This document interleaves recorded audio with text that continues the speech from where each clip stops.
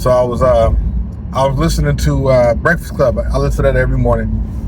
They have one of the newer hosts on there is Jess Hilarious, right?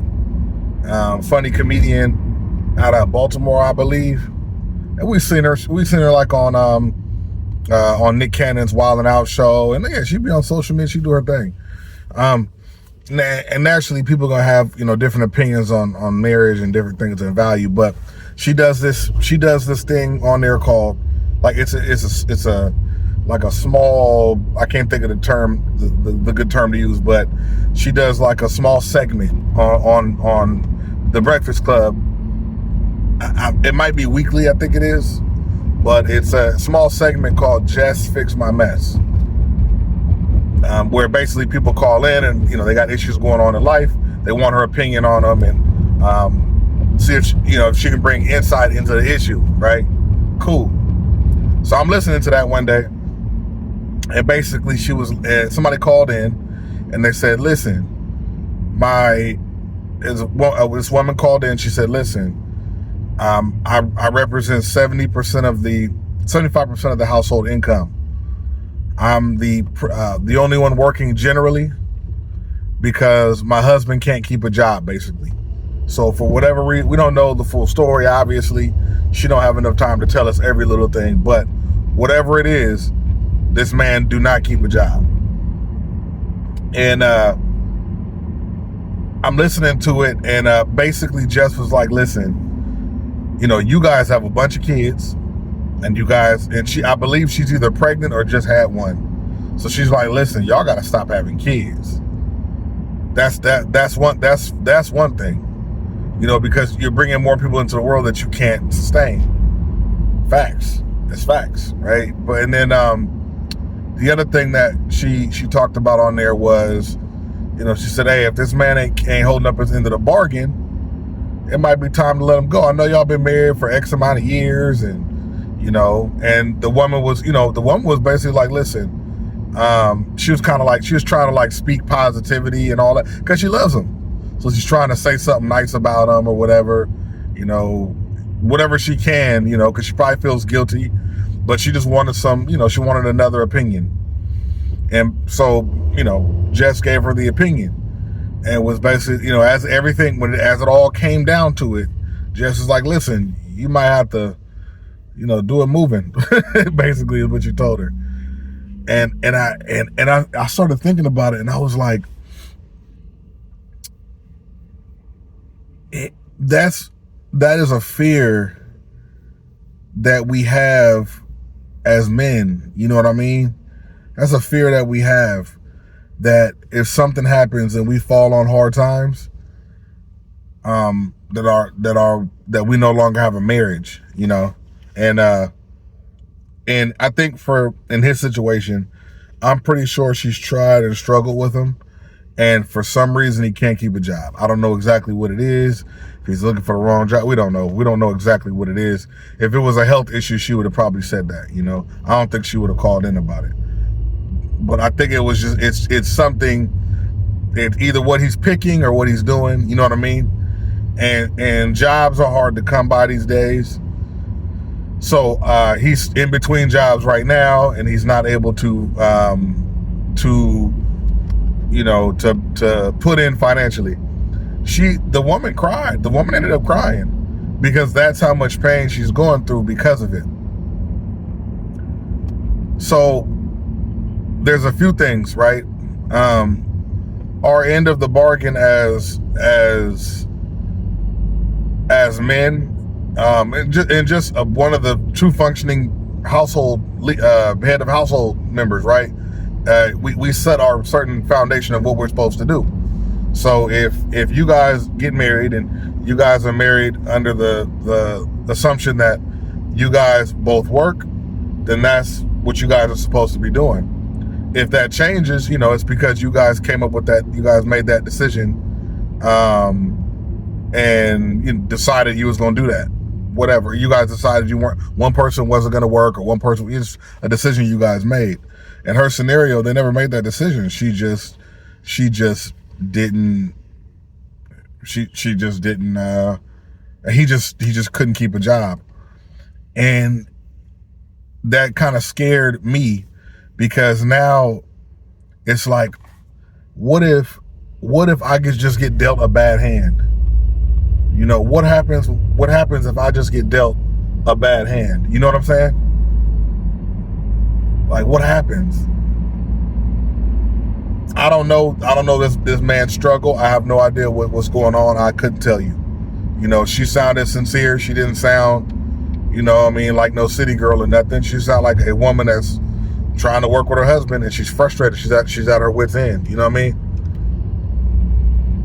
And it just that quick. They got children. That quick, you lose everything. You get dealt a bad hand, and again, she's trying to work it out, but everybody ain't so patient. Every man and woman is not as patient as she is. You know what I'm saying? And there's a lot of people out there that, and that's one of the money issues are one of the highest reasons for divorce. One of the highest reasons for divorce is finance issues. Now, finance issues could be this person is stealing money. It's called financial. Can't remember the term, but basically it's when the person's making a shit ton of money or spending money and not letting you know about it. It's like financial something. You can probably look it up, but that is a form of cheating. Basically, you don't have to, and that's true. You don't have to have sex with somebody or kiss somebody or have out of pocket conversations. You could literally, just use your finances in a way that is not responsible. And when I mean responsible, it's when the other person doesn't know. You're making all this money and hiding it in accounts, $20,000, $30,000 hiding it in accounts. You know what I'm saying? And the other person doesn't know about it, and you guys are married. That is, I can't think of the term, but again, that's something that you shouldn't do either. And his scenario, though, to stay on topic, is sad because I know if you guys are together that long and you got that many kids, the way she sounded, they love each other. And this man is probably going to lose his wife and his whole family because of his financial status. I don't know, man. I always thought that like the version of that for women would be whether or not they can have children, maybe, or whether or not they maybe sleep with you. You know what I'm saying? Maybe if y'all sexual relations don't happen. And I think a lot of people, like for men, it's a well-known, like it's a stereotype. It's like a common stereotype, that when you get married, you have barely any of the sex that you had back. You know what I'm saying? You do very little of the stuff that you was doing in the bedroom that you were doing prior to marriage. I'm not sure exactly why that is, but I can tell you that that's like a common stereotype of men. This is all different races. It's just a thing that has been assumed. So yeah, I don't know. I always thought that wouldn't be a good enough reason to divorce somebody. But again, people gonna take it where they're gonna take it. But I would say that's the female version of this issue. I guess if we're looking at weight, like how important something is, you know what I'm saying? I guess, you know what I mean? I'm just trying to think of something. And I'm pretty sure if a woman was divorced because of that, she would have probably hoped, hey, I would hope that I'm worth more to you, or I have more to offer you. You look at my value a little bit more differently than that. And I'm pretty sure the same thing goes for him. You know, it's like, go find any job to keep your family. Go put an app in at McDonald's and just, I mean, I don't know why he's losing these jobs. I don't know. So I'm assuming, hopefully, you know what I'm saying, I don't know what's happening, but I would say this. I would go put in an app at McDonald's before I lose my family. Easy call. Easy call. Like, I'd do that all day. I will flip patties for sure. That's my family, you know. So for me, like I said, for me, that's the easy call. I'm not losing my family because I'm too prideful or because I'm too lazy or something like that, bro. Like, you know, so I don't know. And I was reading the comments, and there was somebody that in there that was like, you know, that you married that person, and all of a sudden that's a problem.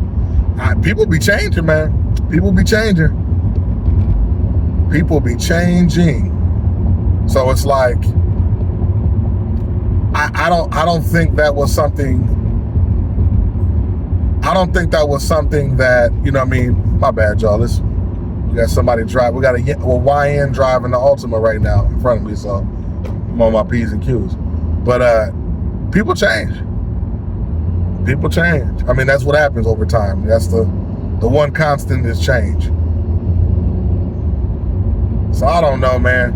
I feel for that dude, because like I said, I like to look at myself as more than my financial contributions. I do way more than that.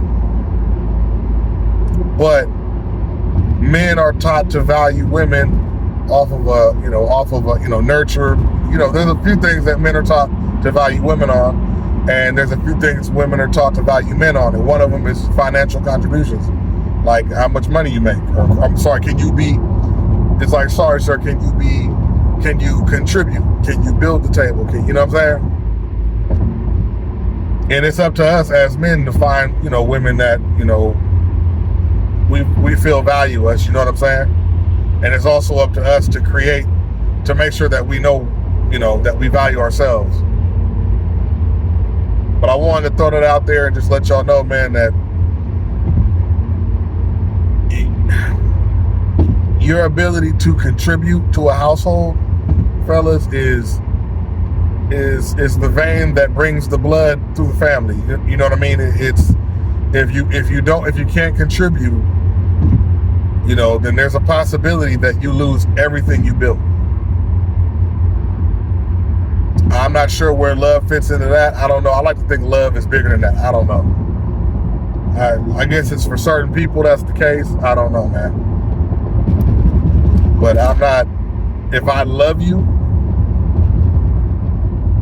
that's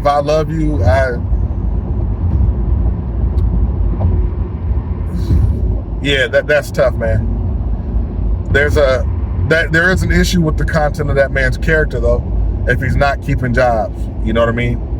To me, that's the biggest deal. It's like, what is happening with you? So I wonder how that man's mental health is. I wonder how her mental health is, right? Because she cried, you know what I'm saying? So I would say they need marriage counseling. She didn't say that they went to marriage counseling, but I would say go straight there.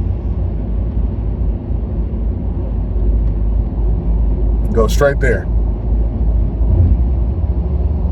That's an easy call. Y'all hightail it, hop on the first thing smoke, because there's kids involved. You know what I'm saying? Y'all done put each other's bodies through hell and had kids and he didn't. I mean, I can't say his body done went through hell because he ain't been working. But normally what happens, you know, when you guys have that many kids, you stress each other out. The kids stress you out. You're working a lot. Your weekends are packed with other things other than what you probably would want to do, because it's filled with things you do with the kids. That's it. I get exhausted off that. I get exhausted off that. So I know for a fact they're exhausted. And you're not, when you come up from that, you don't even look the same. You don't even look the same. Your body ages rapidly. She's pushing all these kids out of her body. You know what I mean? She's given this marriage the best years of her life. They've been given this marriage the best years of their life. So I think that's one of the reasons why it's worth fighting for. Not to mention the elephant in the room, you guys are married, you love each other. That's the, you know what I'm saying? That's the biggest deal. Anyway, I'm gonna let y'all go, man. I just thought I would throw that out there, man.